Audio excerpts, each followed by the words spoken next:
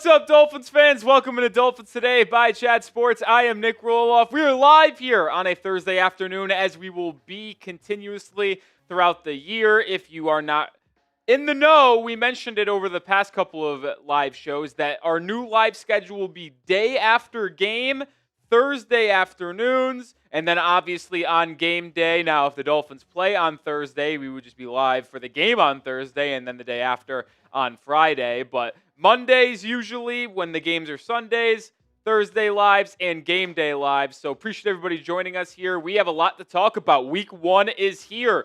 Eagles-Cowboys set to get kicked off in just a couple of hours. Miami plays obviously in a couple days against the Colts on the road. We'll talk a little bit about the latest injury news. The starting lineup might have gotten revealed for the Miami Dolphins, as well as a little bit of a hype segment on the Dolphins pass rush, and we'll cap off today's live edition of Dolphins Today with a Q&A. But as people continue to pile into the live chat, shout out your city for me down in the comments section. Where are the real ones watching from? As always, we got producer Coop in the building hanging out with us. Coop, how are you this Thursday? I am fantastic. Football is finally back. I think we can officially say that now, correct? I believe we can. I've always said when the first meaningful football game is played. So if you want to say football is back, in the final week of the preseason, but that's also because there's week 0 college football games that matter. Whenever a team plays a regular season football game, that officially announces football is back. So it's usually late August in week 0, week 1 of college football, but the NFL is back tonight. Yes, indeed. Can't wait for it tonight. I think the Eagles probably smoked the Cowboys, but it still is fun. America is healing. Football is back. Yeah, we'll see. It's an interesting game. Eagles 8.5-point favorites. I do think it is going to be a higher scoring game than people realize. That Eagles secondary is a little bit banged up. I believe Adoree Jackson and Sidney Brown are both starting today. I think I saw that came across the timeline. That's not very good. So I believe the overs tonight are probably the best bet. And I only say that because DeJean's in the nickel and Quinyon Mitchell's their CB1. They don't have a true outside CB2 that's reliable. Safety's not great either there, but their front seven as elite as it comes. Cowboys will be able to pass the ball. I think so as well. If the O-line can give Dak enough time, which, well, we know the Cowboys don't have the greatest O-line. We also know that the Eagles dominated the Chiefs O-line in Super Bowl last February, and it threw off everything. So that's possible as well. We'll see. But shout out your city. We got Chad Jones in the building. What's up, Chad? How you doing, man? Haven't seen Chad in a while. Good to have you back in the live chat, my friend. He's in Virginia. XI is in Northern New York. Mike is in Ormond Beach. Michael says Indianapolis, but go Dolphins in rival territory. Joey D's in Miami. Wasim Khan's in Irvine, California. Tim is in Foxborough. Gloria's in Lake Worth Beach. Chad says, hey, guys, I've been busy. Well, it's always good to keep busy. Just glad you can check in on us from time to time, Chad Jones. Appreciate everything you've done for, obviously, me and this channel in the past. South to West of San Jose, California. King Gaming in Atlanta. Lauren in England. Mario in Texas. We are worldwide. We are countrywide here at Dolphins Today. Coop's favorite place to be, England. I love England. You'd rather be there in America? I'm not sure about that, but I would living in London would be sick. Whatever. Victor in Miami, Luigi in New York. What's the biggest key to victory in week 1? If you did not watch our video already, after today's live show, please go do that. We put it out yesterday afternoon. A Dolphins Colts week 1 preview featuring the initial injury report, as well as my keys to victory and my official prediction for week 1. My biggest key to victory was attacking their interior offensive line, a new center starting, Tenor Bortolini replacing Ryan Kelly. Also, Goncalves, right? Gonsalves? Gonsalves. Yes, we got it back. We're close. The second-year offensive tackle is making his first ever start at right guard. I would expect the interior offensive line to struggle a little bit. Yes, they have Quentin Nelson, but that center right guard combo, I'd be attacking them with our defensive line. That's my number 1 key. But I think I agree with a lot of what Chad Jones says. I think establishing the run is important. Ollie Gordon, I want him to have a good hand in this game. I would say 7 carries bare minimum. Those are my biggest keys. I also think getting out in the front early. You could say that every week, but showed the stat yesterday. The Colts are 0-6 last season, so winless when they ran the ball less than 25 times. So the moral of the story, when the Colts were forced to throw the football and come from behind and they had to get away from Jonathan Taylor and their script of running the football, controlling the ball, yeah, they struggled. So get out early, force them to throw the ball, make Daniel Jones beat you. I don't think he can do it. So we'll have to see. That is absolutely sure. Saw someone from Pensacola, Florida. Love it. Love it. Wasim Khan in the building with a $2 super chat. Go Fins and bear down LFG. Listen, Wasim, I appreciate you always showing love. Big game on Monday night against the Vikings. I was actually talking to Coop the other day.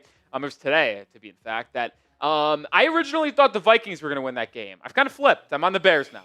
I don't know if I'm on the Bears. I think that's the battle for the final spot, or the last spot in the NFC North. In the NFC playoffs, is that what you mean? Yeah. I would have to imagine 3 teams from the North make it. I think the Packers and Lions are shoo-ins, and then whoever is able to have the better record, obviously, and tiebreaker between the Vikings and Bears. So early big game. Week 1. I know it's hard to say week 1 is a big game because you got 16 more to go, but it feels pretty massive, and it feels like this game might really matter when we're talking about who's making the playoffs in December and January. Close your ears, Wasim, but I did have the Green Bay Packers as my NFC pick for the Super Bowl. Close your ears, Wasim Khan. I did as well. $10 super chat from CJ Gutierrez. Appreciate you, my friend. Where do you rank Tua out of all the QBs in the NFL? I don't have a list on hand right now, but I do have him, I think, around 14. I think that's fair. 13, 14. Like, if I want to rank NFL quarterbacks, hold on, let me pull up the NFL quarterbacks. Also a great question for our mailbag, which we will be doing one later. So if you want to get in on the mailbag later, send in a super chat or hashtag Dolphins. Let's look at the QB rankings going into the season here. Pulling up a list. So I would take Mahomes over Tua, Lamar, Burrow, Allen, Hurts, Jaden Daniels 6, Stafford. Baker Mayfield 8, Stafford 9. I would take Goff 10. Dak would be 11. I think I would take Jordan Love 12. CJ Stroud 13. That's probably it. Like, and then we have a conversation. Tua or Geno Smith. Close there. Tua or Bo Nix. I'm taking Tua. Tua or Herbert. Toss up. Tua or Purdy. Toss up. So, like, you could have a conversation. It's all about preference, but I would take 13 quarterbacks over him without a question of hesitation. But when we get into that, so if in my opinion, he's anywhere between 14 and 17. The 13 I mentioned, and then Purdy, Herbert, Tua, Geno, Kyler Murray, Trevor Lawrence, Drake May. Those are kind of where I have 14 through 19, 14 through 20. I think that's fair. If you're talking about who I would rather start a franchise with, like, I'm probably saying I would rather have Justin Herbert because he stays on the football field more. I think that's a different conversation, but if you're saying one game you could guarantee them to be on the field and healthy for all 4 quarters, that's where it's a different conversation. Where, like, with the Purdy stuff, I think most people think Purdy's a better quarterback than Tua. I'm not one of them. If they're playing the football game without a question of injury, I think Tua's a way better quarterback than Purdy. Oh, That's just me, I though. don't disagree. Don't disagree whatsoever. Yeah, I just completely agree. CJ, appreciate the $10 super chat, my friend. Fun explanation of something coming up here in a second. Oh, who's back of the week? Chad Jones. Who? Chad Jones. Who?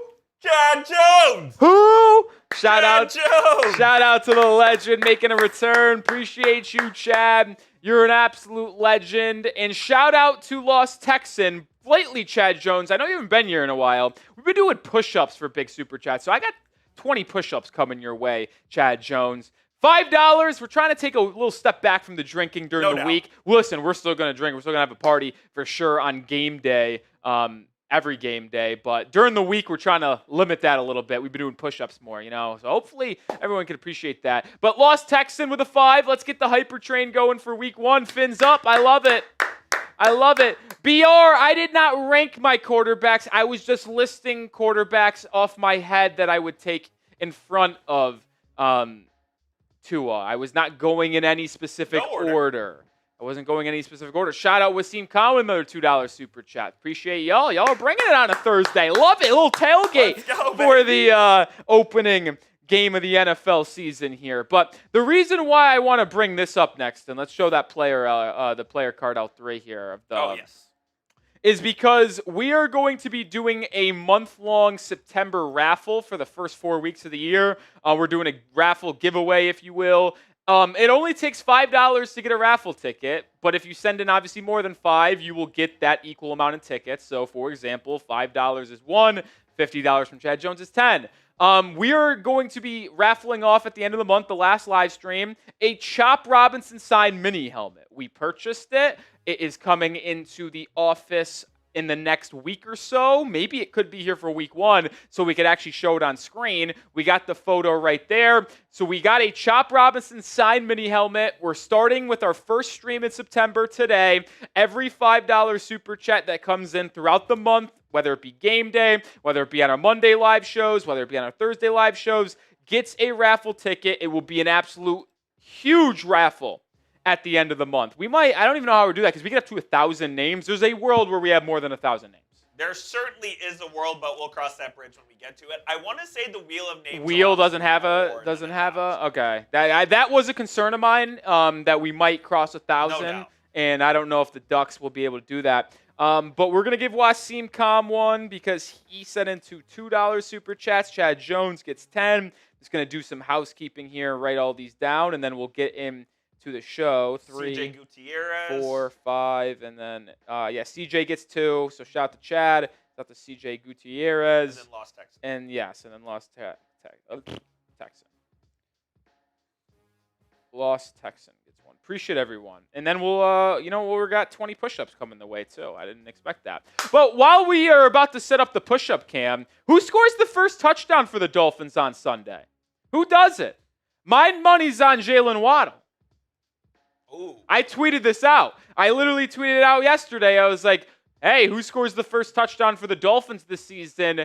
I'm going with Jaelan Waddle. He has had a big offseason. He projects to be the true wide receiver 1 for Miami this year over Tyreek Hill, and I think he gets in the end zone first.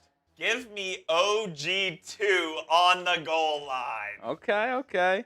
That would be fun. I wouldn't hate that. I'm going Jaelan Waddle. I see Darren Waller from Mario. I doubt that. First touch of the ball is a touchdown. Luat says Waller. Soto says Gordon. Achan from Storm and Chad Jones. BR says Achan.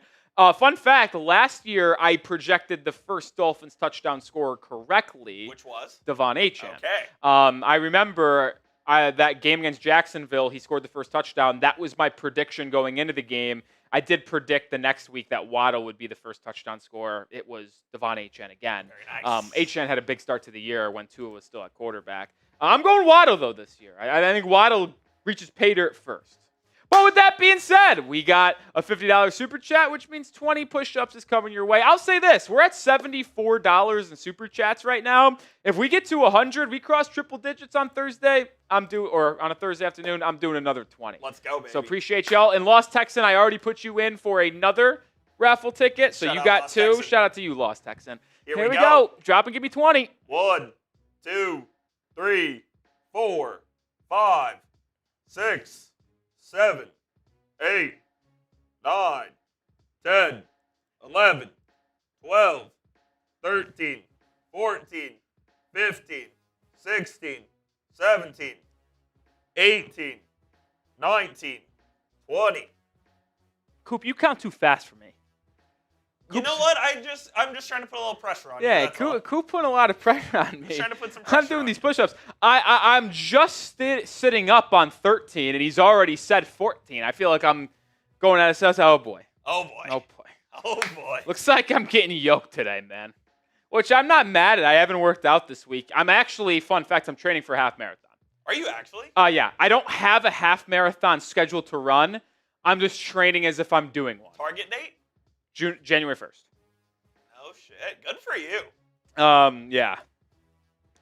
So I don't know if I'm not going to I don't know if I'm signing up for one, but. Like turkey trot? Let's say January 1st.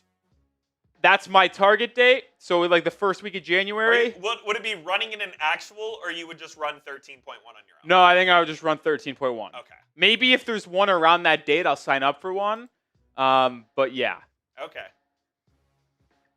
I mean, Chad Jones with another $50 super chat. It's coming in 1 second here. I'm sweating bullets. Go ahead and do 20 more. What we'll do is, because we are almost 17 minutes in this live show and we haven't got into our first segment yet, what I think we'll do is we'll do our first video and then come out of that video and do 20 push-ups for you, Chad Jones. But appreciate the love and support you're showing here on Thursday. You know what? Dolphins football is so close to being back. If Chad Jones is here, that means Dolphins football's back. I'm so excited for this season, man. I know the expectations are a little bit lower this year than the past couple of years, but you know what? I live life by, I am a little bit tired. Listen, I'm not saying I'm tired, but the thing is, this studio is very, very hot. It is So hot. what happens when I do 20 push-ups, and then I try to continue to talk, I sweat, and then when I start sweating, I start like, oh boy. Do you have, you have water there? I got water, I'm fine. All right. It just gets really hot in this studio. Do you have a shirt on under the hoodie? I do. It's pink. I don't know if they want to see it. Shout out Cadets. Cadets strike out breast cancer. Very nice. Good for you. High school senior. Our high school, our Hilton Cadets, baby. We always did a breast cancer game. Very nice. Breast cancer game. And we would have alternate jerseys. These were our alternate jerseys. Here, my number 16. How about it? That was my senior. Supporting good causes, Nic Rohloff. I was number 19. My junior year, but it's a nice shirt. Still fit in it from my senior of high school somehow. I never pitched in this game. Oh. Sad. We might have scheduled cupcake opponents. Okay. And we always played bad teams for those games, so no offense. And not to a humble brag, but I was the ace of my high school pitching staff. They would not waste me on these teams that we were playing. And shout out Greece Arcadia and Spenceport. Y'all were not good. And you could get a hit off Kyle Hendricks. I could do that. Oh, man. Push-ups in a hoodie, too. Yeah, it gets hot out here. Well, coming up live, folks, we got Dolphins news before week 1. The Dolphins starters may have been revealed. I want to talk about how dangerous this pass rush is going to be. And then we will round out today's live show with a Dolphins Q&A. Now, with that being said, I need the likes to get up a little bit. We got 75, 80 people watching. I need 40 likes to get the first segment started. Let's go. Can everyone do me a favor and hit that thumbs up icon? Completely free content here where we are having 2 videos every day, 3 live shows a week. It would be greatly appreciated. Show my bosses that we should be doing more live shows and having a fun time. Hit that thumbs up icon. It would be really, really appreciated, folks. Jonathan Soto coming in says, I'll be in Indy this weekend for the game. That's sick. Let's go. That's sick, Soto. We'll get that on screen after the first segment as well. Oh, yeah. Chad, we got you, my friend. We got you. 8 more likes. Can we get 8 more likes? And then we start today's live show. Come on, baby. We got some week 1 updates that we got to talk about. Injury news. Not great on Darren Waller. Like, this guy might be Will Fuller 2.0, folks. Well, this guy might be. Or maybe he catches 10 touchdowns and has 12 catches in the season. I mean, he hasn't practiced. He was at 1 practice, I think. And he just basically did work on the side. Just go be a basketball player, man. Go box somebody out in the end zone and get a catch. Oh, boy. Apparently, Philly is supposed to get drowned with a massive storm tonight. Oh, boy. We might see a delay on opening night, or that just changes my under pick or my prize picks entry. That would be brutal. I'm glad I didn't place it because I was all over George Pickens. Now I might just stay away. I might not do anything. Jeez. Hopefully it passes quickly. Hopefully it passes quickly. We need 3 more likes. Who are going to be the 3 people to hit that thumbs up icon and get this live show started, Like folks? it up. Like it up. Come on, help me out.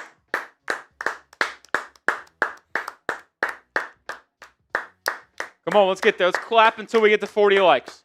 Clap until we get to 40. 2 more. Come on. Clap it up. How do we pronounce his name? Who? The most recent chat. It's either brother or BR. I call him BR. Shout out for the question on the mailbag. Appreciate it. Oh, there we go. 41 likes. All right, let's get into the first segment on today's show. Little updates heading into week 1. Coop, when you're ready, let's roll it, baby.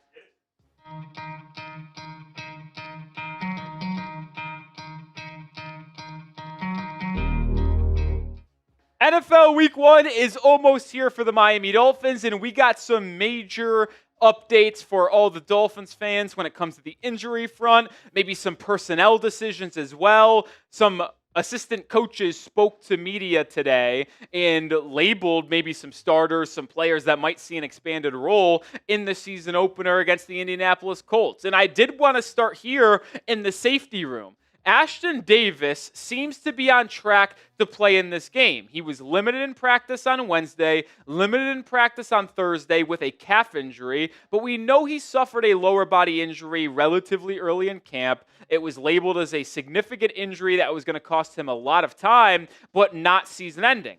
To me, I just assumed he was going to be on IR to begin the year, miss the first 4 seasons. While Mike McDaniel seemed to maybe lead on this injury as more serious than it actually is, and he is going to be on track to play in the openers. The guy Miami signed in free agency relatively early in that first week to a 1-year deal to be a rotational piece for the secondary. And staying in the safety room, Anthony Weaver, when speaking to Dolphins media members today, mentioned that both Ashtyn Davis and Ifeatu Melifonwu, the other safety that Miami signed, could be playing next to Minkah Fitzpatrick. So he did not clearly detail which safety was going to be the starter next to Minkah when the Dolphins defense rolls out there for their first snap, but it does sound like both of them will actually see snaps this week, and I would also expect Elijah Campbell to get some playing time in this game as well. More to come here, but hit that sub button. We're 150 away from 73K. The goal is to get to 73,000 subscribers before we kick off on Sunday. Appreciate everyone who has joined the channel and has been subscribed, but let's get to 73K. Join the Dolphins Today family. This safety room is obviously completely revamped from a year ago. The only player that remains is Elijah Campbell. You got rid of Poyer. You got rid of Marcus May. You got rid of Javon Holland. You bring in Fitzpatrick via trade. Davis, Melifonwu in free agency. Trader Jr. through the draft.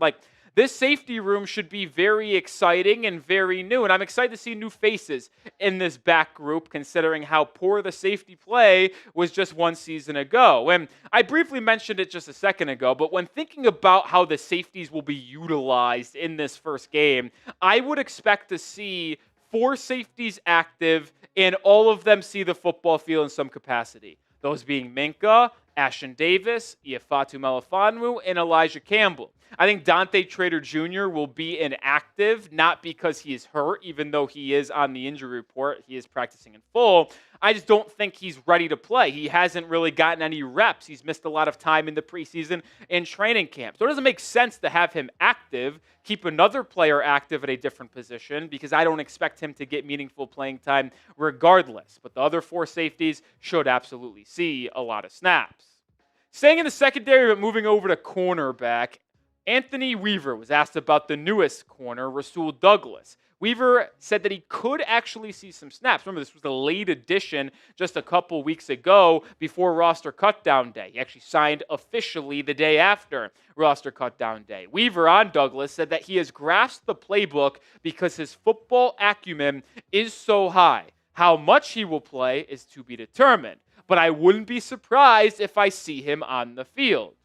Now, when you're asking me on how the Dolphins should approach this Week 1 game with their cornerbacks, I would try as hard as possible to stay away from Rasul Douglas. Wait 1 more week, and then you could start to integrate him in in week 2 at home against the New England Patriots. Why? Well, he's only been in the system for a week and a half. So even if he has a grasp of the playbook, he still doesn't really have any chemistry or rapport with any of these other secondary players. And it's important to have chemistry and a rapport because when you're playing zone coverage, which Miami does a lot and does it often, you need to have the ability to communicate, to pass off players as they go from zone to zone, and know how your opposing players and your teammates will react to certain movements from the opposing offense. I don't think we have that yet. One more week of practice is the best way to go.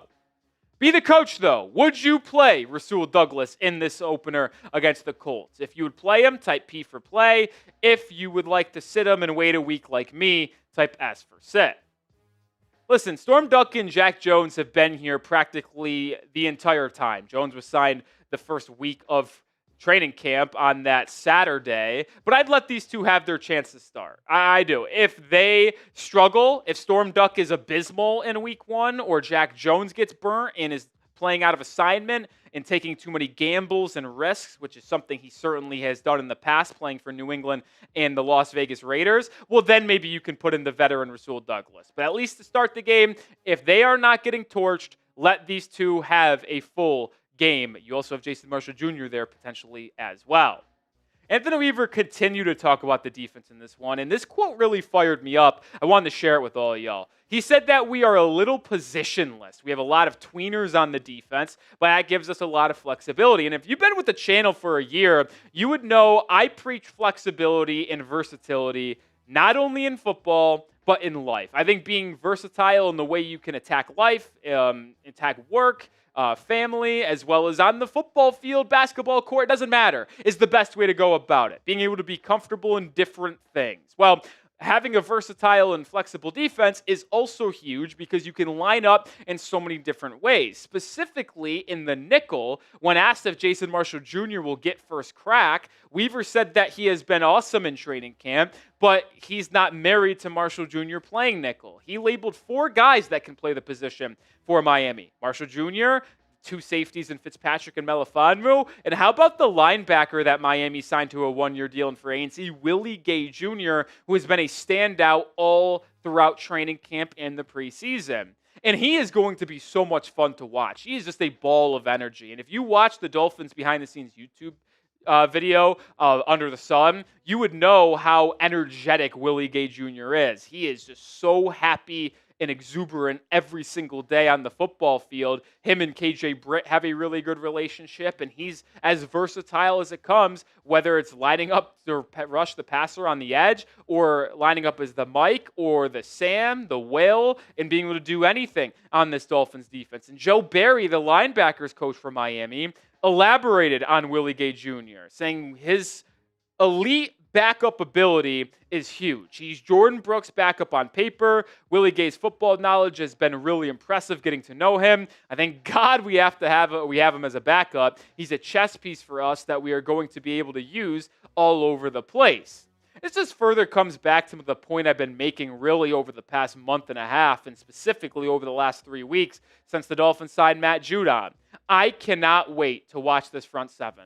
I think it is a top 3 front 7 in football. I have been on an island here in the Chat Sports offices, as I've consistently said that Miami has the best pass rush in football. I think it has a chance to be that, but when you factor in its ability to stop the run as well, thanks to Jordan Brooks, Tyrell Dodson, Willie Gay, I think this is going to be an awesome front 7, and I can't wait to watch them start their season this upcoming Sunday. More coming up here, but get started with Prize Picks, and we're brought to you by Prize Picks. Every day I make decisions, you do as well, and with Prize Picks, the right decisions can get you paid, and boy, it's nice to be right on Prize Picks. You can take more or less on 2 to 6 player stat projections. If you get your picks right, you could cash in, whether it's your favorite players like Jalen Waddle, Tua, Saquon Barkley, Joe Burrow. Prize Picks invented the flex play, which means you can still cash out if your lineup isn't perfect. Double your money even if one of your picks doesn't hit. I have an entry for the first week of the season. More than Dak Prescott, half a passing yard. Take advantage of that lowered stat projection from Prize Picks. I'm pairing that up with Joe Flacco and Demario Douglas, more than passing yards and receiving yards respectively. 3-player entry, but you can go up to 6 if you want. Download the app today and use code CLNS to get $50 in lineups after you play your first $5 lineup. That is code CLNS to get $50 in lineups after you play your first $5 lineup. Prize Picks. It's good to be right. To move over to the offense now, because Frank Smith was asked about Darren Waller and his availability in Week 1 against the Colts, and Frank Smith flat out said he isn't worried about Waller's status for NFL Week 1. But I'm going to think that's a lie, because he was a DNP in practice on Wednesday with a hip injury, and then he was a DNP again on Thursday. McDaniel said that it's part of the plan to give Waller a rest day on Wednesday. But was it part of the plan to have him not practice on Thursday as well?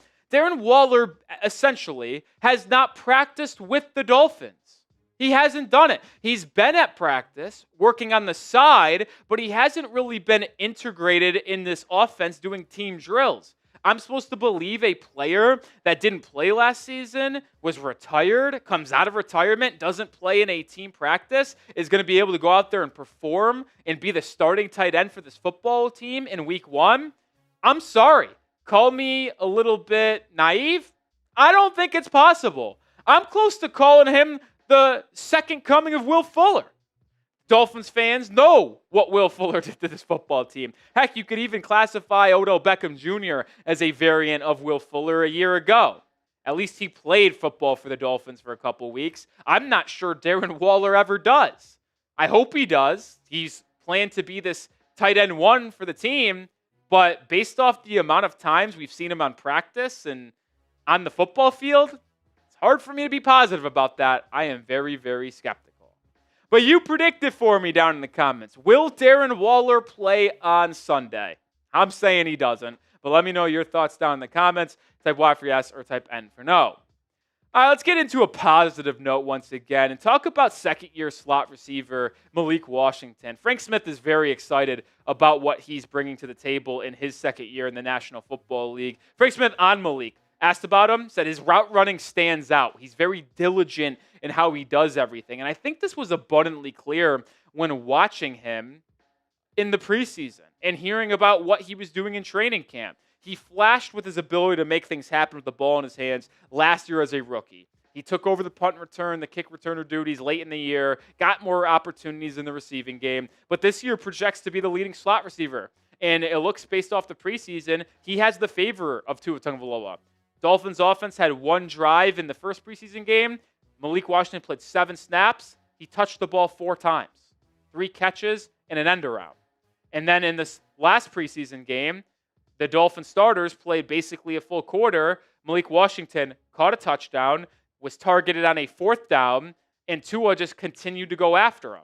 Malik Washington is in for a big year. He's also the lead punt returner and kick returner for the Miami Dolphins. And when asked about it, Craig Aukerman, the special teams coordinator, said, here are the backup punt returners. D. Eskridge, but he's dealing with concussion right now, still in a red non-contact jersey. He mentioned Taj Washington, Tyreek Hill, and Ollie Gordon as potential punt returners. I'm a little skeptical on Ollie Gordon because I don't think I've ever seen him return punts, so I don't really believe that. We know Tyreek Hill has, and we know Taj Washington has in the past as well. I think Taj Washington would be a good option. But, hey, on the first unofficial depth chart for Miami, Tyreek Hill is the listed backup punt returner. He did it in his first 3 seasons a ton with Kansas City. Wonder if he does it here potentially in his last year in Miami. But let's hope Malik Washington never gets hurt. He plays all 17 games, is the lead specialist return man, and also the lead slot receiver for Miami. I mean, that's the hope, right? All right, I'll do it for today's show. Appreciate everybody who tuned in and watched throughout the entire episode. If you want to join us, we will be live on Sunday for Week 1 Dolphins Colts. Me and Coop are going to be here watching it all, hopefully seeing the Dolphins win. Very excited for Week 1. If you see this thumbnail, it means we are live on the channel. So click on it, join us, or you could just subscribe and turn on notifications so you don't miss a beat. First segment down, baby. Thought that was a lot of good information heading into Week 1, folks.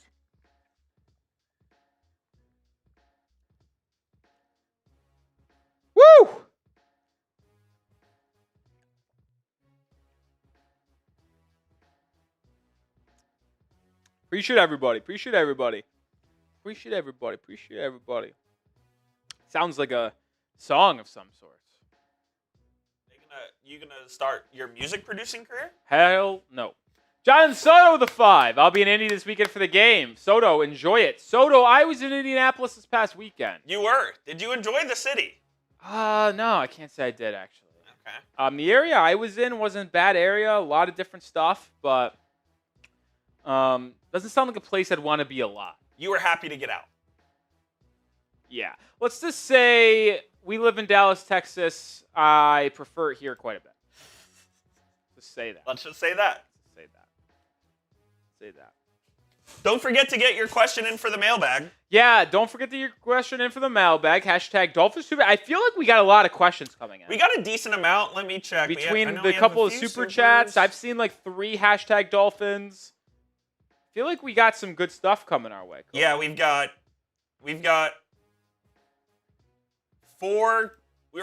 6 questions from 4 people so far. Okay, well, we want more variety than just No 4 doubt. people, so continue to get your questions in. Also, let's get another 20 push-ups here for Yes, sir. since we crossed 100, thanks to Chad Jones. Shout out to the legend himself. Shout out, GOAT. I'm going to take off my hoodie for this, so... Oh, the people are going to see. Yeah, I mean, I just have to. Like, it's too hot. I'm sweating bullets. Rolly sweating. The hoodie will go back on when we get to I think you should wear it. this shirt. Yeah. Yeah, maybe. It's Dolphins Miami Vice color. Hey, you got your chain. You're chained up too. Chained up, they see that. That's tough.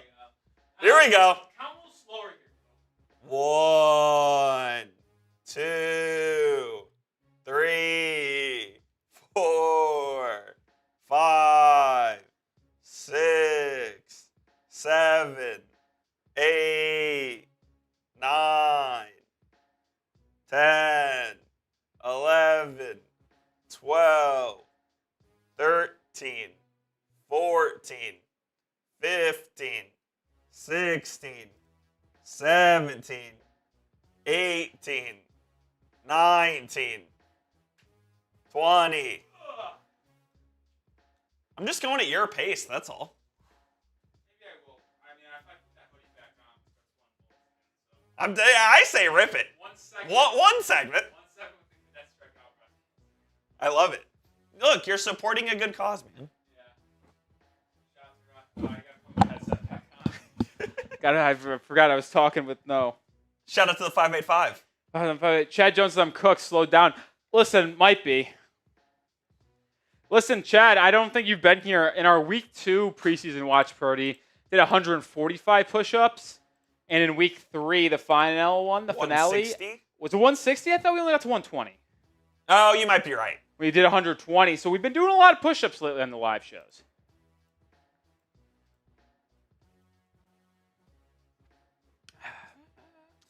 Have some water, deep breaths, slow down the heart rate. Or no, you're a yoga guy.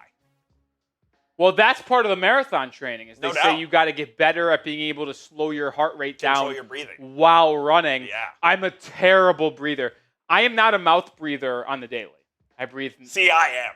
I breathe no when I'm sitting and I'm just walking around, it's just the nose.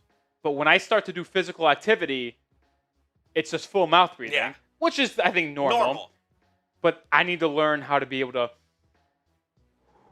while I'm running, slow down the heart rate, less exertion, longer running. So a New Year's Day marathon or half marathon? won't be on New Year's Day. Okay.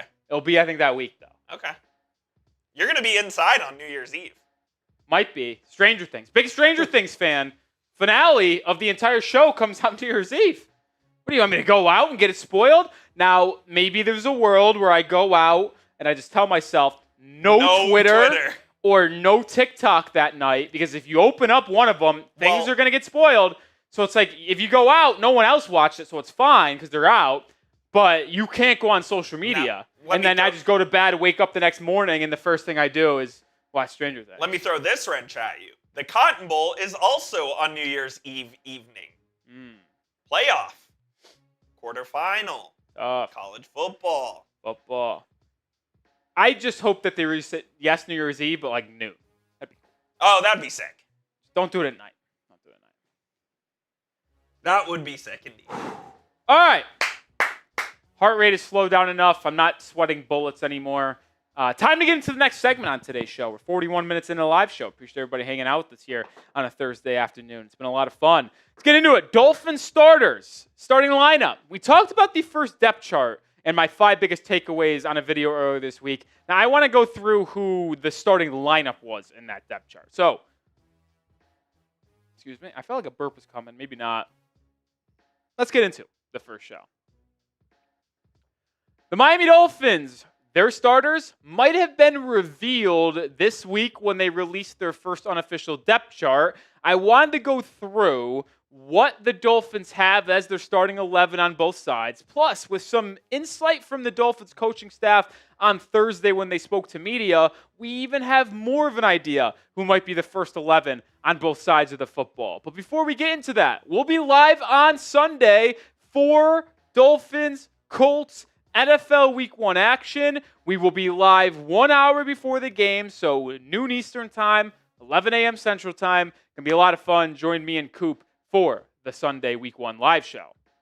No really surprises in the backfield, if you will. Tua Tagovailoa is your starting quarterback. Devon Achane is your starting running back. He said earlier this week that he is 100% healthy, dealing with that calf injury.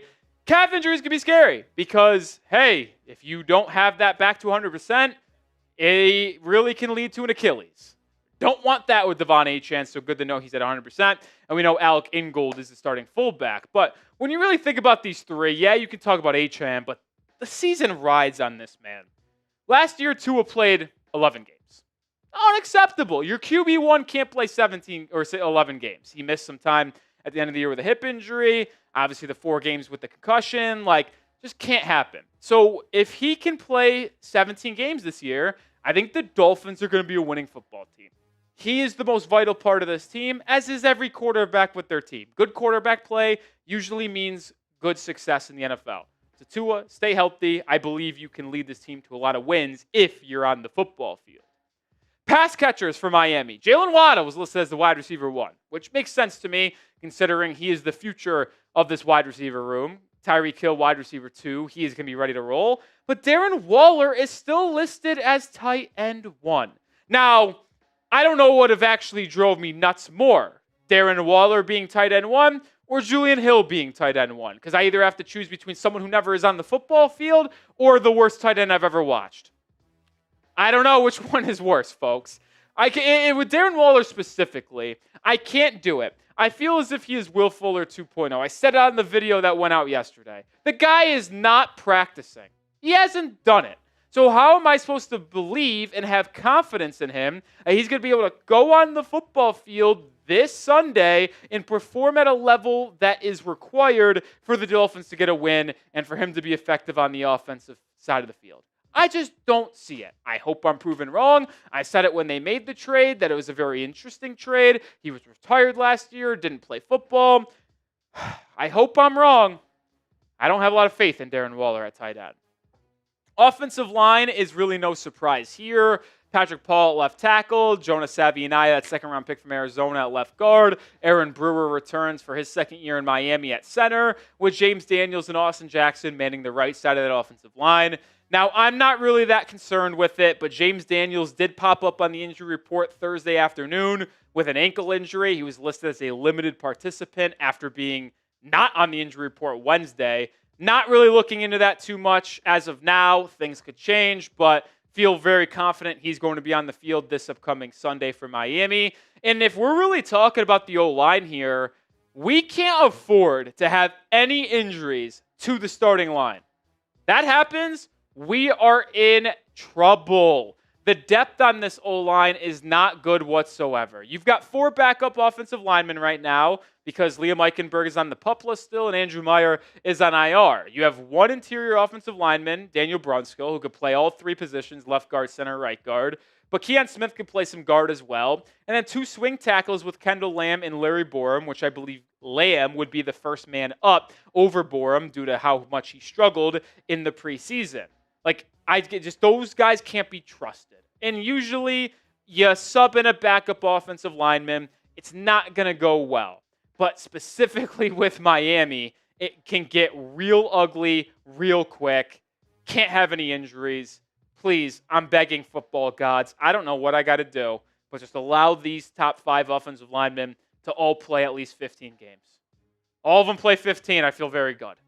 All right, grade the Dolphins offense. You just saw the starting lineup that's likely going to be out there to start the game on Sunday, assuming Darren Waller is active. If not, it's going to be Julian Hill. Scale of 1 to 10 for me down in the comment section. Go to school. Let's go to the defensive line now. Chop Robinson, the second-year defensive end out of Penn State, listed as that top guy. Bradley Chubb as that DN number 2. And your 2 interior defensive linemen, Zach Sieler and Benito Jones. Obviously, to note, no rookie 13th overall pick Kenneth Grant.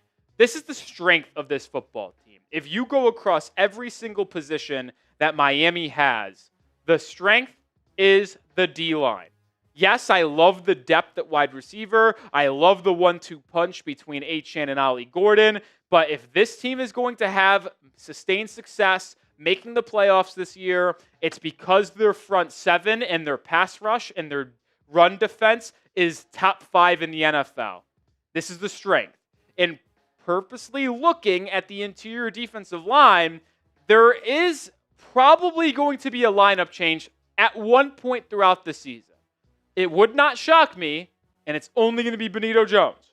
But he could get replaced by one of the rookies, whether it's Kenneth Grant, who was obviously taken the first round out of Michigan, or Jaelan Phillips, who has looked like an absolute young star in the making based on how he played in joint practices as well as all 3 preseason games out of Maryland. He has been awesome. His play strength, his ability to just move offensive linemen has been on display. Now, granted, it's going up against second-tier and third-tier offensive linemen in the preseason. We've yet to see it against the top O-linemen in football, but I do really think one of these 2 guys will end up being the starter next to Zach Sieler, I would say by October.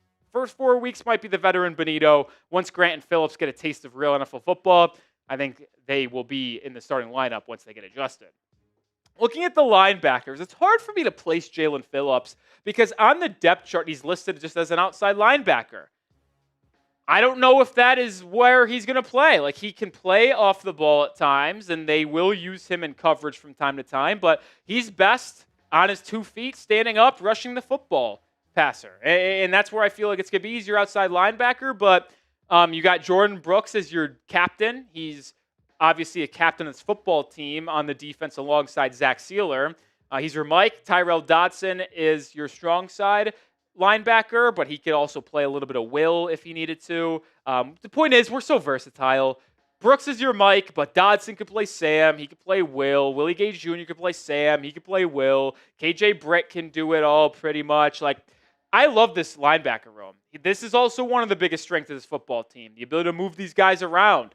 Brooks, Willie Gay, Britt, Dodson, in run-stopping packages. KJ Britt's probably going to be thrown on the football field next to Jordan Brooks due to both of their ability to get physical and get downhill. 3rd and 1, 3rd and goal, 2nd and goal, inside the 5. Like, those 2 linebackers should be out there because they can stop the run. I think this is a very fun front 7. Mentioned it just a second ago. The combination of our defensive line and linebackers. Woo! It's going to be absolute cinema, folks.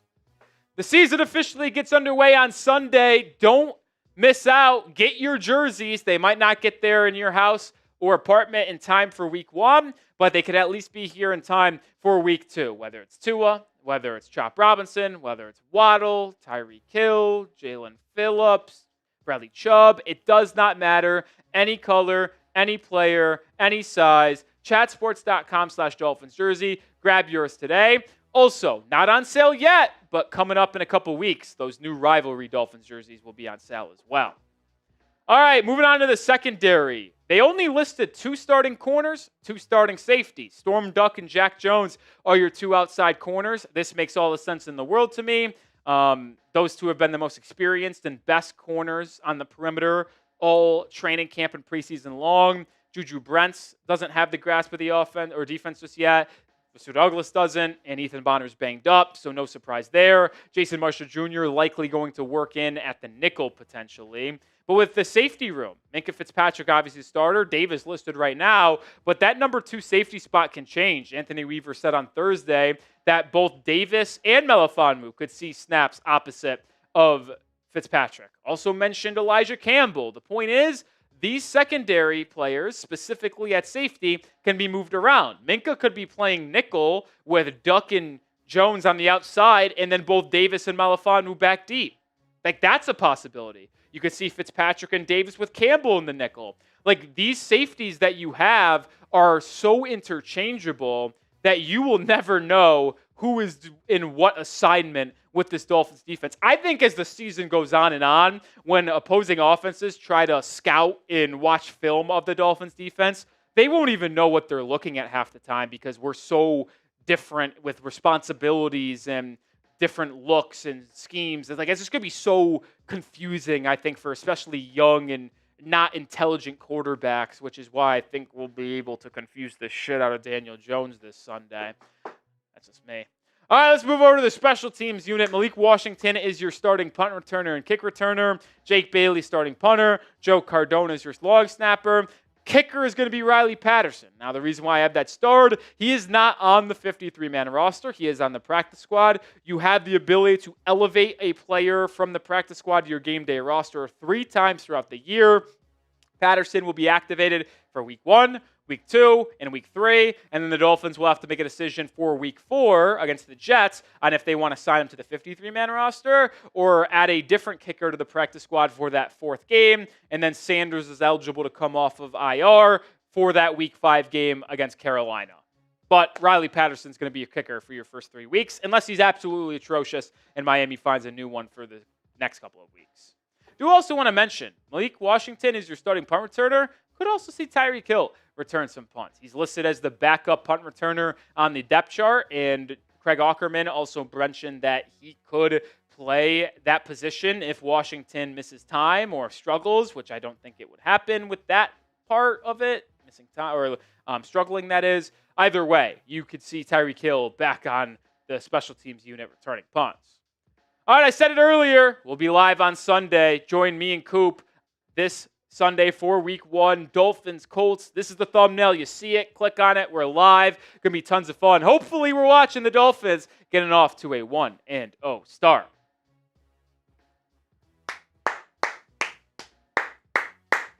Woo! 2 segments down, 2 to go.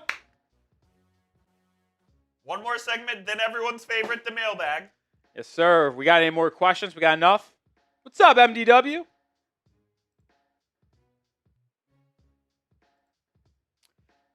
We looking good on that, Coop? Oh, yeah, we're looking good. Oh, money, money, money. Money, money. Money, money, money, money. Money, money. What's up, Ty, man? Good to see you. Should I put the hoodie back on, or should I leave the Cadet Strikeout Breast Cancer pink shirt on? Dealer's choice. No, I'll ask the chat. Pink hoodie or shirt for the final 2 segments? I vote the shirt. Listen, I certainly felt less hot with the hoodie off. No doubt. And you know what? I want to wear my Dan Marino jersey for week 1, which was gifted to me by Jason Smith. But I hate wearing football jerseys. I hate wearing football jerseys without a hoodie on. I'm kind of with you. I'm specifically hoodie jersey with football, and I am just nervous that if I do that, I might have a heat stroke. You might. Especially if I start getting agitated, which, spoiler alert, I will. But usually, it doesn't get super hot in here until about 4 p.m. Central Time. That's not the thing. I also will be wearing shorts. Right now I'm wearing pants. Chad Jones says support the good cause.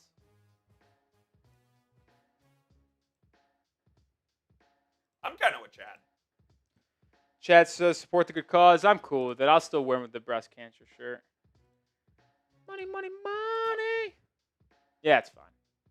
Wait. That's got to be in square.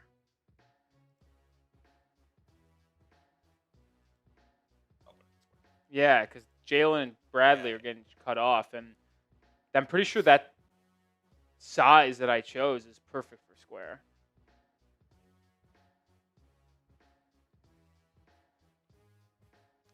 Satori, we got that question for the mailbag. That's in square? Why is it so shifted to the left? That doesn't make any sense. And it's just a stay, as I say, like. I think it's when we did the double photo. Oh. Want to move it up? Yep. As it says, move it up at that point, get more of their bodies in there. That shouldn't affect the watch party thumbnail because I think we got it in this one too, right? Correct. All right, cool. Sorry, just behind the scenes stuff me and Cooper had to talk about.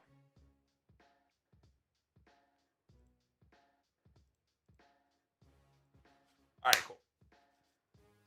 All right, cool. Let's do it, baby. Next segment coming up right now. Appreciate everybody still hanging out and watching with us, man. It's going to be awesome. The Dolphins pass rush is going to be scary, and I mean scary, good this year. I'm Nic Rohloff. This is Dolphins Today. These 5 in particular are going to be troublemakers for opposing quarterbacks. Chop Robinson, Jaelan Phillips, Bradley Chubb, Zach Sieler, Matthew Judon. That's not even factoring in potential impact rookies like Kenneth Grant or Jordan Phillips rushing the passer from the interior. The strongest point of this Dolphins roster, not just defense, but roster, is their front 7. Those core 4 edge rushers, the 4 interchangeable pieces on the interior defensive line. They need to lead this defense. If they have a poor season, the defense will have a poor season. If the pass rush and front 7 is average or mediocre, well, I got bad news. The Dolphins probably aren't going to be a good football team. This coaching staff, this front office is hedging on them dominating games at times. I believe they will, which is why I'm not concerned about it. It's an area that must see improvement. You look at the defense from a year ago, a lot of good things. Pass yards per attempt allowed, 3rd best in the NFL. EPA per play, 9th. 3rd down percentage, 5th. Yards per game, 6th. Points per game, 12th. But you see 2 glaring deficiencies. Sacks per game, 27th. Sacks overall, 27th. And takeaways, 16, 27th. This defense needs to force opponents into more negative plays by getting after the quarterback and taking the ball away. And if we're going to be honest, like I just mentioned, the Dolphins being 27th in sacks this year just simply will not fly. If they are 27th in sacks, I'll be willing to make the bold statement that they will be picking inside the top 7 if that's the case. They need the pass rush to be elite, but as I mentioned, I think it will be, and I'll explain more on why I think that here in a second. But hey, subscribe and don't miss out because we're going to be live for NFL Week 1 Dolphins Colts this Sunday. 1-hour tailgate. 12 p.m. Eastern Time is when we'll be live for the 1 p.m. Eastern Time game. 11 a.m. Central Time. This is our thumbnail, so if you see it, click on it. Join me and Coop. Going to be a blast. Hopefully we see the Dolphins start the year 1-0. I think they will, but it's going to be a lot of fun. Subscribe and join us for that. The reason why I do forecast such a change from last season to this year, from 27th to sacks to what I believe could easily be top 5, top 7, is the fact you're getting Jaelan Phillips and Bradley Chubb back. It is just such an insane upgrade from a year ago. I mean, you look at it. I mean, this is hard to really fathom that we were rocking this out there every Sunday. I look back at it. The 4 most snaps to edge rushers for the Dolphins last year. Number 1 was Emmanuel Ogbah. Number 2 was Chop Robinson. 3 was Tyus Bowser. And 4 was Quentin Bell. I mean, no wonder why we were 27th in sacks. Those edges are brutal, man. And then you look to the right, what the top 4 edge rushers project to be for Miami. Chop, 2nd-year bump up, hopefully. You replace Emmanuel Ogbah with Jaelan Phillips. Hello. You replace Tyus Bowser with Bradley Chubb. Hello. You replace Quentin Bell with Matthew Judon. Hello. Like, it's just such an insane upgrade from a year ago. And specifically harping on Jaelan Phillips and Bradley Chubb returning to this football team. The last time we saw them on the field for Miami, they were elite. That happened in 2023 when the Dolphins looked to be one of the best teams in the NFL and potentially winning the AFC East. Now, we know Jaelan Phillips ultimately tore his Achilles and had to miss the second half of the year. And then Bradley Chubb had that crazy destructive knee injury, which affected his PCL, MCL, and ACL in Week 16. But you look at their numbers in 2023, and on Pro Football Focus, out of the 95 qualified edge rushers that played at least 200 pass rushing snaps, Chubb ranked 12th in pressures and sacks, 17th in their signature pass rushing graded stat, PRP, and 19th in pass rush win percentage. Meanwhile, Jaelan Phillips, his overall pressures are down because he missed half of the year and played way less snaps than everybody else, but he was still top half in total sacks. He was extremely productive. He was on pace for a 14-sack season if he didn't get hurt. And he ranked in the top half in that signature PRP stat, as well as pass rush win percentage. You get both of these two back, that is going to be a massive upgrade at edge and pass rusher. And both of them are entering the season 100% healthy. Chubb has no nagging injuries as of now. Jaelan Phillips doesn't have any nagging injuries right now. Both should be extremely fresh. Chubb didn't play a game last year. And I know he had to do a lot of recovery, but his body should be fully healthy as it's been since maybe coming out of college because he hasn't played football in a while. And the same could be said about Jaelan Phillips only playing in 4 games over the last really 2 years. So I'm really excited for these two to be fully healthy and integrated in this Dolphins pass rush. And we're not even talking about Chop Robinson's second-year jump and Zach Sieler on the interior yet, which we'll get to here in just 1 second. But this episode is brought to you by Prize Picks, and I make decisions every day. You make decisions every day. And guess what you can do with the right decisions on Prize Picks? Oh, yeah, get paid. And on Prize Picks, oh, it is good to be right. It's so simple to play. I play it for every Dolphins game, college football, professional football. And how about this, folks? Recently added, you can stack. Only daily fantasy sports platform to allow it, by the way, where you can now take the same player with up to 3 stat projections. So you can go with Dak Prescott, more than passing yards, less than rushing yards, and more than passing touchdowns in the same entry. This is a new feature, folks, that I am very excited about because, well, to be honest, I like adding in the same player. Like, I would love to have Jalen Waddle more than receiving yards and to have a touchdown. Like, that would be my dream. And in week 1, when I'm looking across the professional football league, I've got more than Dak Prescott passing yards, more than Joe Flacco passing yards, and more than Demario Douglas receiving yards. Feel very good about that 3-player entry. It's so simple. You just pick more or less on 2 to 6 player stat projections. Get your picks right, you can cash in. Download the app today and use code CLNS to get $50 in lineups after you play your first $5 lineup. That is code CLNS to get $50 in lineups after you play your first $5 lineup. Prize Picks. It's good to be right. As I mentioned just a mention ago, you cannot forget about the second-year improvement from second-year player Chop Robinson. He was so damn good last season as a rookie, and I'm excited to watch him play with elite pass rushers around him, which wasn't the case last year, but also another year of kind of knowing what needs to be done in order to be a consistent pass rusher. I mean, you look at Chop Robinson's rookie year from week 8 on, so the final 10 weeks of the season. He was the 7th highest graded pass rusher. He had the 4th most pressures, 4th most QB hurries, the 3rd best win percentage at 20%, and he was 3rd in that signature pass rushing stat from Pro Football Focus, PRP. So, conclusion, he was a top 5 pass rusher in the final 10 weeks of the season last year as a rookie playing alongside bums. No offense to Quentin Bell, Tyus Bowser, and Emmanuel Ogbah. Simply put, not good enough NFL edge rushers. They're all like 4th edge rushers on teams, not 1, 2, and 3. The point is this. I think Chop Robinson is going to be a monster this year. Like, his bend, his first step is so wicked.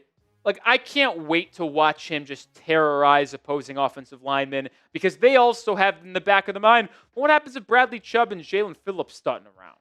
And then what happens if Chop Robinson on the outside, Jaelan Phillips is wide 9, and then they both attack the right tackle, and then they do a little stunt move, or Chop goes inside and Phillips goes outside. Like, it just could be so nasty, man. I just said on screen, so I'm going to go, in case you didn't see it, I'll verbalize it. I expect Chop Robinson to increase his sack total from a year ago from 6 to this year double digits. I think he's in the double-digit sack club, and I think going into next year, not this season, but in 26, got my years mixed up, folks. He will be a leading depoy guy. He will be top 5 in depoy odds going into next year. Take that to the bank. And I just want to further illustrate the versatility that this defensive line and pass rush will have. This is a screen grab from the Dolphins' first play defensively against the Jaguars in their final third preseason game. I took the liberation. That's not the word. Took liberty. Thank you, Coop.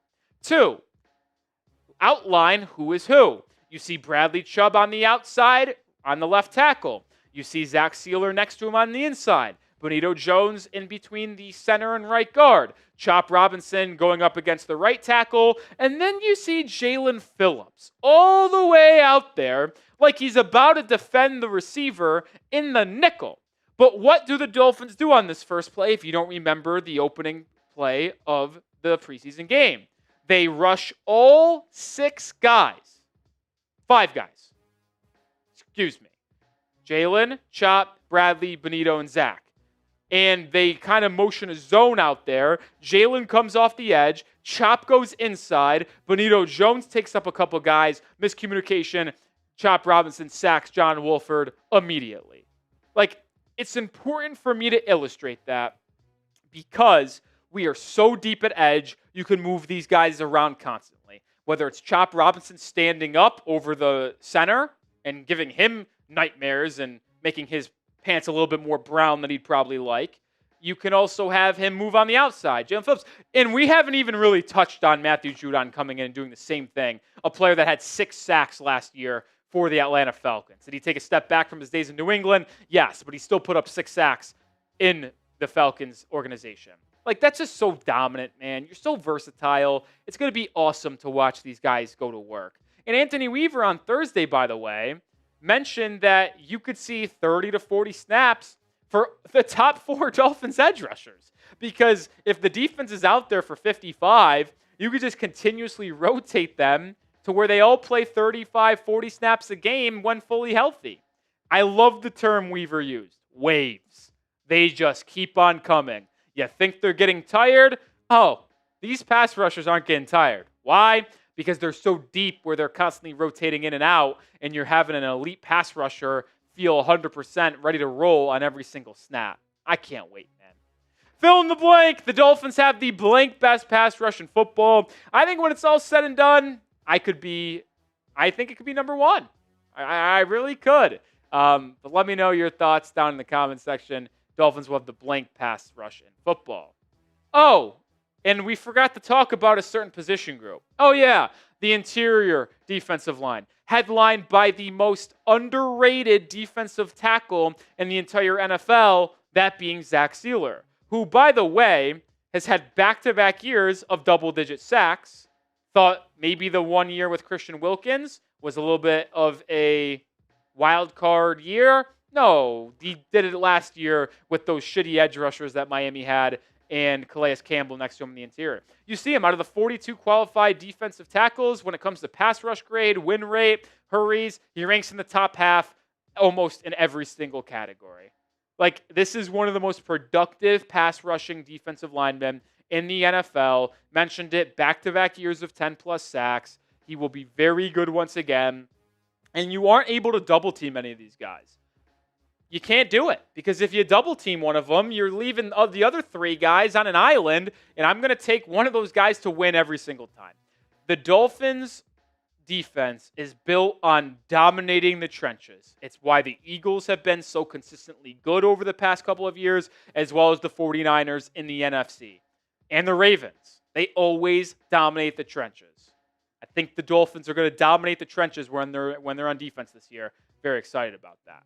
And how about this as well? ESPN put out an article about a week and a half ago labeling the top 50 pass rushers of the 2025 season and projecting each player's sack total and then having their top 50.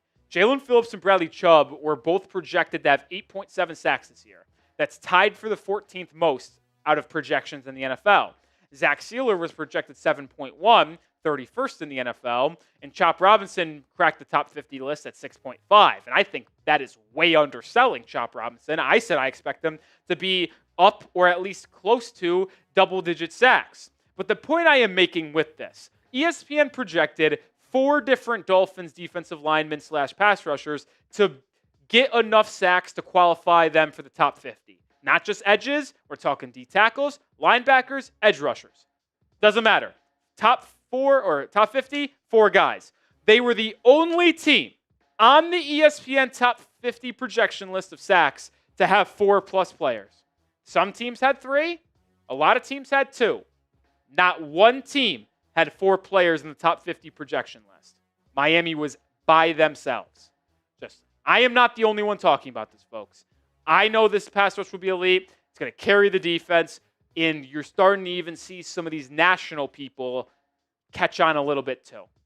I think we're going to surprise people early on this season, especially with an easier schedule. First month of the year, Colts, not a good quarterback, not a good offense. Patriots, bottom 5 offensive line in football. Bills will be tough, but then you play the Jets to end out September, a bottom 3 offense in football with a struggling offensive line since their best player got hurt, Elijah Vera Tucker. This pass rush is going to dominate, I think, throughout the year, but they're going to even look better early on in the year when they're playing battle line.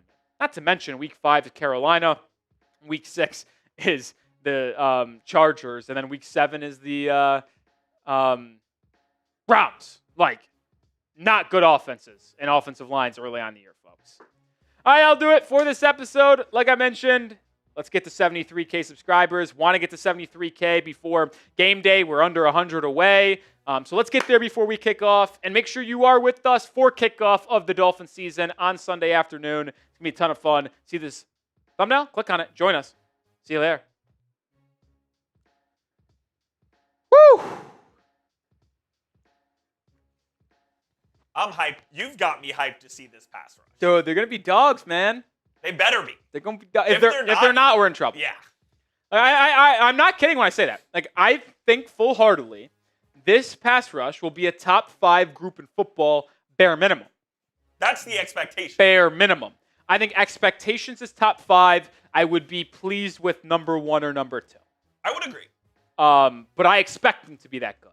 So when I have high expectations, I won't be shocked and impressed when they're the best in football. Well, I will be, but if they are top 5, but they're 4th or 5th, well, that was my expectation. No doubt. Not impressed.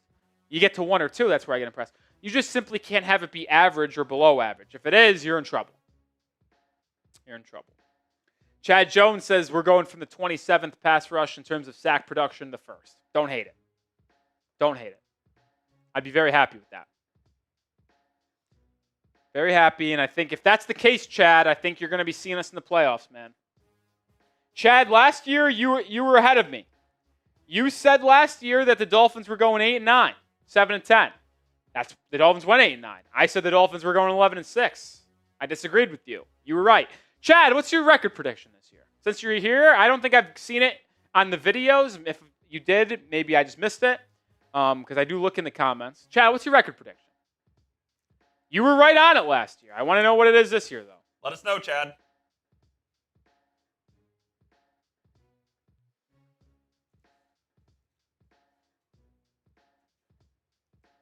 By the way, if you missed it, we do. Whoa, Chad going to 13-4. Chad, I hope you're right. Chad, that's so fascinating to me. Last year, Chad, this Dolphins team had AFC East expectations and aspirations, yet you said they're going 8-9, and you kind of nailed it. Not kind of, you did. They lose Jalen Ramsey. They lose Jonnu Smith, Javon Holland, Jordan Poyer. Their secondary looks much regressed going into the year from last year prior. Can you let me know what the difference is for you, Chad, in terms of why you feel better about them this season having a big year in comparison to what it was last year? If Chad says it, I believe it. Chad says because the backups are better, we're more deep. That's what he's saying. I agree that we're probably more deep across the board. I still really am concerned about our depth on offensive line, but let's hope we don't have to worry about it too much. That's the problem. Offensive line, chances are someone's missing a game. I mean, if your offensive line as a cohesive unit plays all 17 games, that is just simply put one of the craziest feats that we've ever seen. I definitely think the O-line is going to be significantly better from last year. There's no question about that. Upgrades at left guard and right guard. Hopefully right tackle because Austin Jackson will play more than 8 games. It's just, I'm just so fascinated by Chad Jones going from a high expectation team a year ago, having them underachieve, and then this year, low expectations. He thinks they're going to overachieve. What does Chad know that we don't? What does Chad know? Listen, Chad, I hope you nail it again.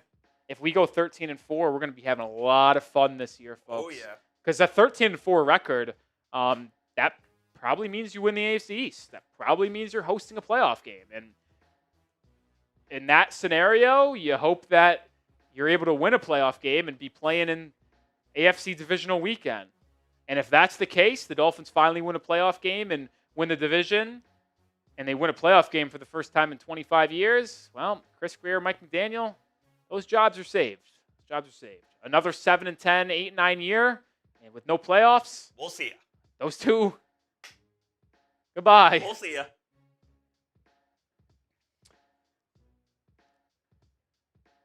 All right. Let's get into the final segment on today's live show, which is a Dolphins Q&A.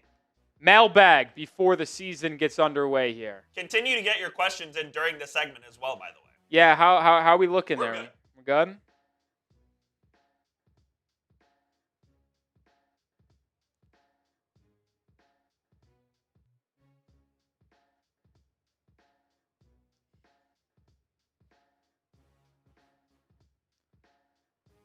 Okay, sorry, I was reading something there. Prize Picks is the sponsor. Let's get into the mailbag, folks. Let's do it. It's going to be a lot of fun, man. It's going to be a lot of fun.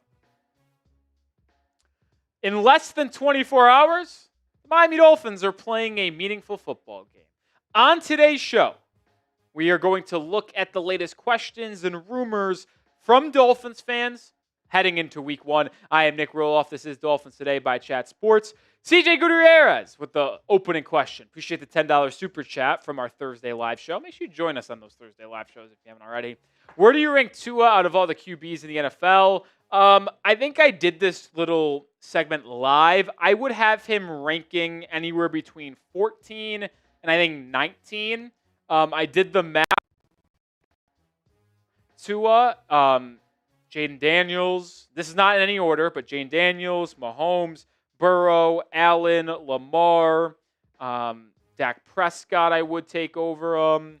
I'm already missing some of the names. Stafford. Man, I'm blanking on names, but there are, Baker Mayfield's out there. The point is, I have him about 14, 15, 16. I have him in the Brock Purdy tier, the Justin Herbert tier, Geno Smith. I think that's very fair, but that's kind of where I have Tua ranked. Paul with a question. How many games can McDaniel lose in the beginning of the season before the front office seriously considers firing? Well, the Dolphins front office doesn't really fire coaches halfway through the year, just so you know that. But if the Dolphins, let's say, started 2-6, Ari Gold, I'll see you. I mean, he just couldn't be here. The opening 8 games of the season are so favorable for Miami. You have, I think, a relatively easy opening game, even though the Dolphins are underdogs according to Vegas. I think it's a must-win, should-win game against the Colts. You should be able to beat New England at home in week 2. You should be able to beat the Jets at home in week 4. So you're projecting, in my opinion, a should-be Dolphins 3-1 football team at worst. And then in the second month of the year, you play the Browns, the Panthers, and then the Falcons and Chargers. You should absolutely go at worst 2-2 in that stretch. So I'm thinking at worst throughout the first 8 games, you should be 5-3. I'm hoping for 6-2. 6-2 would be splendid. 5-3 is bare minimum. But if you're 2-6, that means you are just having no grasp on this team. You probably would have lost the locker room by that point. So if the Dolphins go 2-6 throughout September and October, yeah, I would probably fire him in November. But will the Dolphins do it? Probably not. They'd probably wait until the end of the season. But if you want more on the Miami Dolphins, this is the handle for you. At Nic_Rohloff is my X/Twitter handle. If Dolphins ever did fire McDaniel, we'd have the news and reaction first over there. Go follow me right now for news, rumors, highlights, and everything you need. Brother, BR, which week do you see Rasul Douglas becoming a starter, or do you think he'll stay as depth? Well, if we're going to be honest, the hope should be he is never a starter. Because if he is never a starter for the Dolphins, that means your actual 2 starting corners, Storm Duck and Jack Jones, stayed healthy and played really, really well.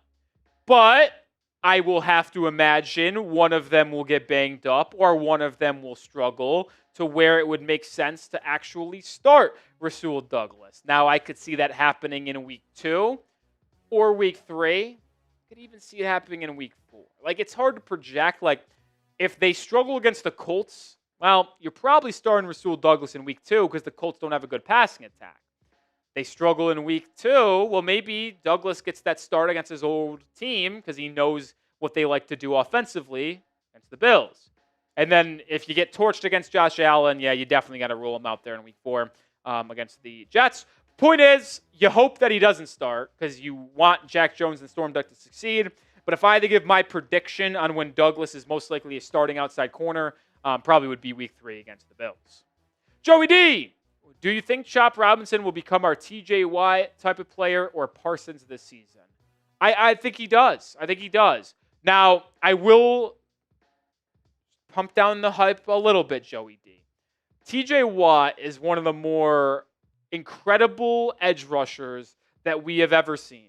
He is an absolute game changer. He, over the last 5 years, has averaged, 17, 18 sacks. He had a 20-sack season, 1 depoy. But the reason why he is so phenomenal is the way he's able to defend the run and make difference. Like, the amount of fumbles that he forces is just absolutely ridiculous.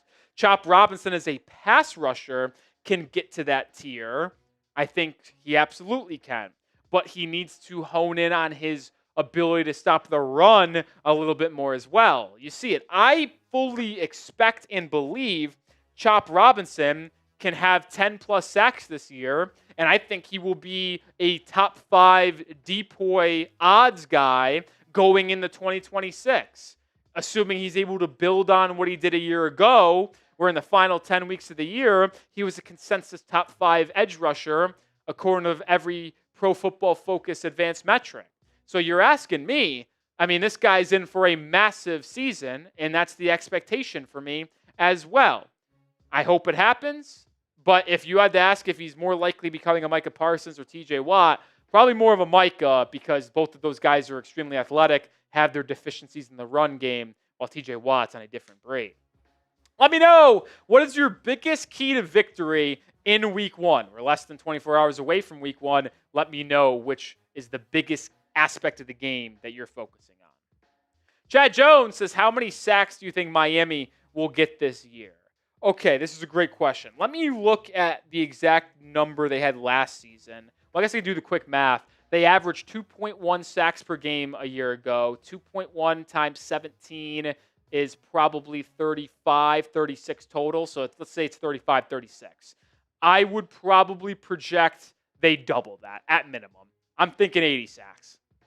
I'm thinking 80. 35.7 is the math. Shout to Coop. Quick math by me, not bad, folks. Not bad. I'm saying 80. I think the leading sack team got 100 last year, so I think 100 is possible, but I'll stay modest and go with 80. I really think Chop gets 10.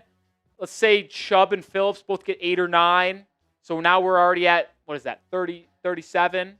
Now we're talking Sieler probably with another 8 or 9. We're at 46. You'll get some Judon 4 or 5. Now we're at 51. You get a sack or 2 from a couple corners, a couple linebackers, and that's where you climb up to that 80 number. I think that's a fair number, but who knows? Maybe one of those guys I just mentioned explodes and they get like 15, 16 sacks, and now you're talking 85, 86, 87 sacks. Like, let's just say this. Last year, they got 35 sacks. This year, I would assume minimum doubled to 70. 70 is the baseline for me. 80 is probably a realistic expectation. More questions to answer here in a second. But hey, when you guys ask a question, I have to make a decision on how I want to answer that question. Well, decisions on Prize Picks can actually get you paid, where it pays to be right on Prize Picks. It's so easy to play. You just pick more or less on 2 to 6 player stat projections. If you get your picks right, you could cash in. They put their users first, so all withdrawals are fast, safe, and secure. PrizePicks offers Venmo, Apple Pay, MasterCard, and more for quick and easy deposits into your account this football season. They also have a new feature that allows you to stack player projections. Just recently, they have now allowed you the ability to have the same player in the same lineup up to 3 times with 3 different stat projections. They are the only daily fantasy sports platform that allows that for professional football as well as college football. They're the absolute best. This is my entry for week 1. I already cashed in thanks to that discount stat projection from Dak Prescott on the opener. And I have Joe Flacco and Demario Douglas on Sunday to hopefully bring me home. Download the app today and use code CLNS to get $50 in lineups after you play your first $5 lineup.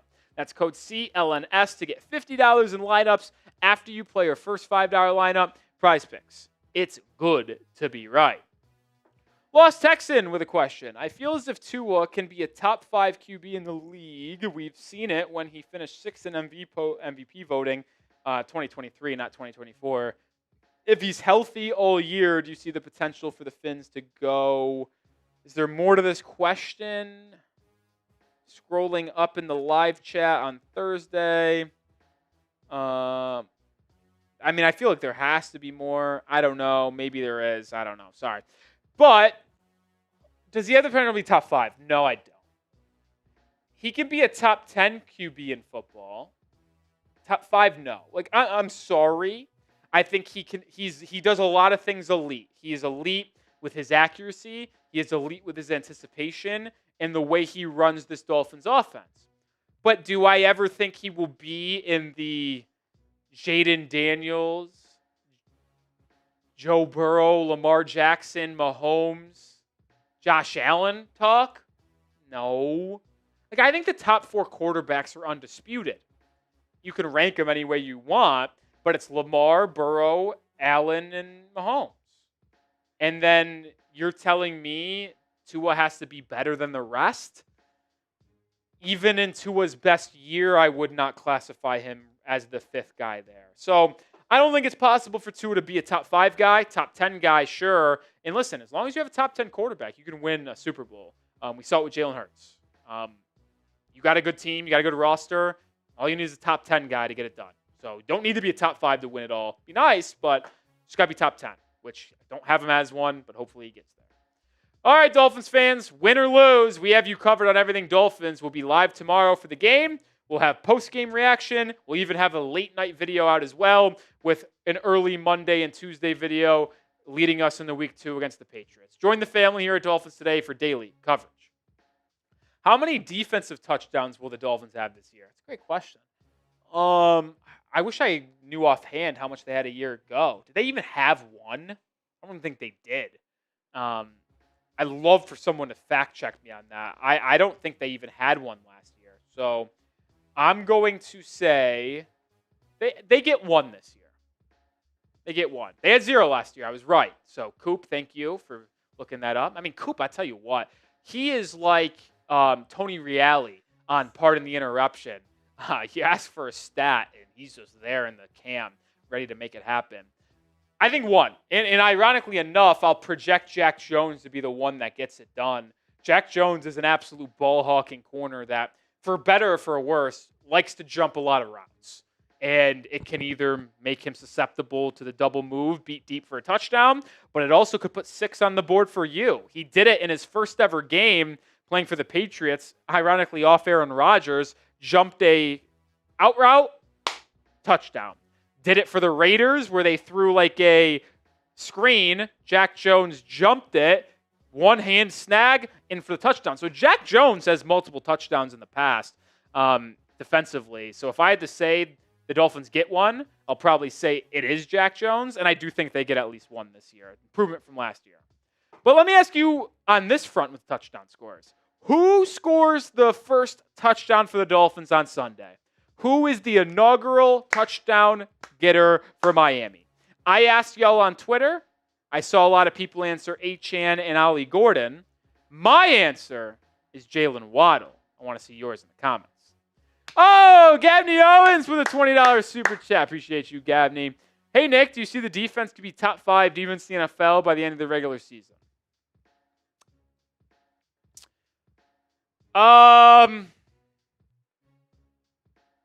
Top 5, no. Top 10, yes. I think the Dolphins will have a top 5 pass rush, but a top 5 pass rush isn't all that is required to be a top 5 defense. I still think the limitations at corner will hold us back ever so slightly, but not enough to not make us a top 10 defense. I think the Dolphins have a top 3, top 5 pass rush in football. I think they'll be top 10 in run defense due to the linebacker play, but they might struggle at times against the pass. When a good offensive line is able to give their quarterback that extra half a second to dissect our secondary, I think that could give us some issues. So if you're asking me top 5 pass rush, yes. Top 5 defense, no. But a top 10 defense is absolutely on the horizon. All right, that'll do it for our mailbag. Appreciate everybody for getting their questions in. If you missed out on getting in this mailbag, 1, make sure you join us for our Thursday and Monday live shows. But also follow me on Twitter where you can ask me more questions, whether it's in my DMs or in my replies. Just go follow me at Nic_Rohloff if you want more on the Miami Dolphins. All right, that'll conclude it, folks. That'll do it. Chad Jones saying Devon Achane. The B says Malik Washington. I think that's a sneaky under the radar name. I wouldn't hate if he gets like an end around, a pop pass, a little slot tutty. Flatliner. My guy Frank is in the building. What's up, Frank? He says Jalen Waddle. That's my prediction. I'm going Ollie. Going Ollie. If you want to flash that player card out 3 just for the last little moment here. Gavney did not know this, I don't think, when he sent in that $20 super chat. But for the entire month of September, thank you, Coop, we are doing a raffle for a Chop Robinson signed mini helmet. It is not in office yet. We will hopefully have it in studio by either Sunday, or it will certainly be here by week 2 against the Patriots where we can show it on screen, where I can hold it up in its case. But either way, every $5 super chat in September from you specifically equals a raffle ticket. So Gabney sent a 20, it's 4 raffle tickets. Chad Jones is sending 2 $50 super chats today. He's got 10 raffle tickets. He's got the most in the game. This will go on for the entire month of September, so no need to rush if you feel like you need to send in a super chat now. Could help you get in a good spot going forward. You know how I know it's time to go? What? The bots are here. Ooh, the bots are here. But the point is, every $5 for the entire month of September. Our live show is over. We went through all of our segments. We'll stay live if any super chats come in. We'll give people a minute to do so. If not, sign off. See you Sunday. Sunday. Next live show is NFL Week 1. Cannot wait. Are you serious? You mean I get paid for this, Coop? Are you kidding me, baby? I get paid for this? Who has it better than us? Who has it better than us? The answer, nobody. Nobody. Go Fins indeed, Richard. Go Fins indeed. All right, Chad. Peace out. See you Sunday. Glad for you were here with us on Thursday. We got about 20 seconds. If nothing comes in, we'll sign off and see y'all on Sunday. Can't wait. Juices are flowing. I wish the air was a little crisper. Yeah, it's a little too hot for my liking. I said this actually when I was in Indianapolis on Saturday. Woke up to go get some coffee on Saturday morning before the wedding festivities started. It was a crisp 61 and sunny. But I was walking around t-shirt and shorts to get the coffee while Morgan was in the shower. And I was like, I'll get us go coffee when you're in the shower. Good boyfriend, Nick. And I was just walking around, but I felt a little chilly. And I'm like, you know what? First college football Saturday of the year. That's electric. There's no other way I'd want it. I wish. We won't get that until October 20th. No, dude, if you remember 2 years ago, Texas OU. It was cold. Early October. Yeah, it was 68. It was freezing. Yeah.